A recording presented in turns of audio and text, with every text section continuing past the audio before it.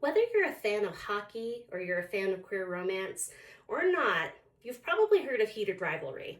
And you may know that it's a hit TV series based off the novels by Rachel Reed in the Game Changer series. You may have heard names like Ilya Rozanov and Shane Hollander and assumed that their hockey rivalry is what brought these two lovers together. But I'm here to tell you that it was my true love, geography, that really played a major role in crossing these hockey rivals into lovers. I think that physical settings and placemaking is one of the most important vehicles and underappreciated vehicles in romantic storytelling, because every love story happens in a place, and every place has its own history, relationships in the world, and geography that really can impact how a romantic storyline moves forward. So I also think that this particular type of storytelling that happened in Rachel Reed's Game Changers was paramount in how the story Heated Rivalry kind of took off, and why this has become such a viral fandom, and why I think you should watch it. We're going to talk a little bit today about the spatial and political context involving Russia, Boston, Montreal, New York City, and a rural cottage in remote Canada on a lake, and how all of those places and all of those places' contexts had to come together to tell the story of Heated Rivalry. We meet Shane Hollander, representing Canada, and Ilya Rozanov, representing Russia, when they were just junior hockey players before they'd even had their first NHL draft. When they get to their first NHL draft, they are drafted by Boston for Ilya Rozanov and Montreal for Shane Hollander. And these are two very traditional hockey rivalries. And they have to play each other a lot. There's a lot of media hype about these two hockey worlds. And so that led the NHL to do a photo shoot of the two of them kind of facing off before the season had even started. And that was the catalyst that led to their sexual relationship that eventually led to their romantic relationship.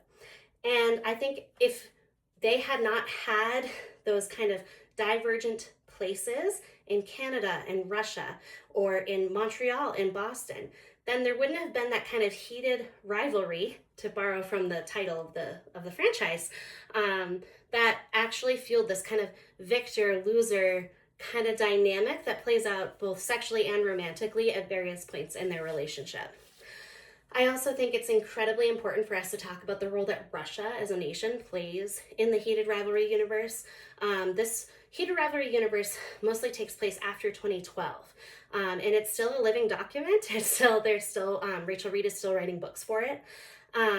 And in 2014, the Olympics happened in Sochi, in Russia. And so that kind of placed Russia under a microscope in the hockey world, in these books. And it meant that Shane Hollander was having conversations with his fellow hockey players about the homophobia inherent both in the cultural, social context of Russia, and also the state context of Russia, that you could be punished for being gay by the state, in a context that was divorced from his own identity as a gay man, and in a setting that involved him not being out. He's assumed to be straight in that conversation. And that's, I think, a really important moment in him, in his hardening his identity as a queer man. I also think Ilya learned about his love, and that he wants to protect Shane from potential fallout from this, and also rejects a lover who is also a Russian national and very familiar with the consequences of being found gay in Russia.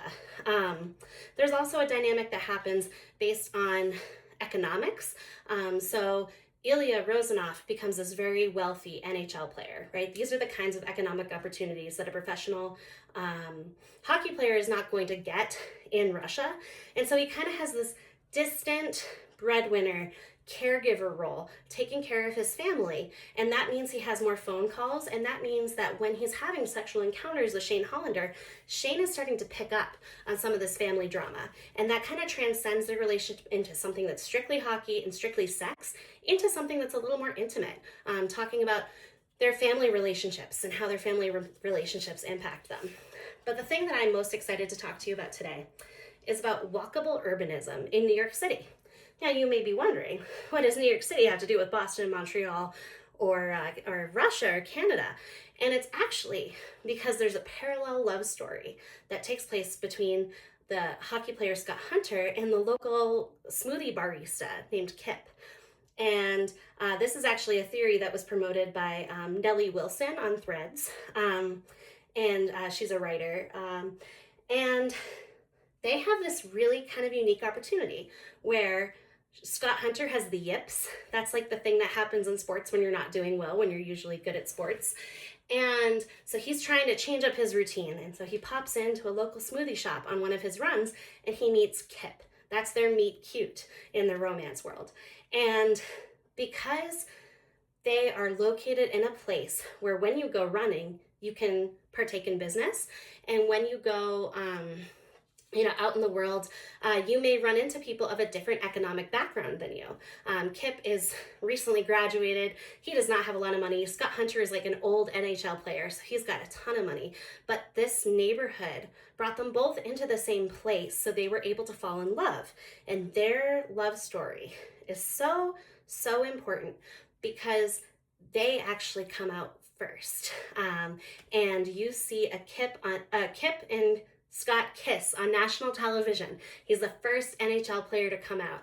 And that is what allows Ilya to feel more comfortable taking emotional and physical risks, going to a cottage in rural Canada that Shane had invited him to with Shane on a romantic, secluded vacation because he saw that kiss and he knew it is safe for me to live my life as a queer man. There's so many more. I'm at time. There's so much more I want to talk about. But this is, as I said, is a living franchise, so I'm really excited to see what Rachel Reed gets into when it comes to this. And if you're someone who, is really interested in something that's fueled by, the geopolitics, if you're really interested in how settings like Russia might play into a more like romantic kind of story, and maybe you're not a sports person but you're into walkable urbanism and you want to see how Kip and Scott's placemaking, I could write a whole essay about it, but in the sake of time I think you should give it a shot because as Wayne Gretzky said famously, you miss 100% of the shots that you don't take.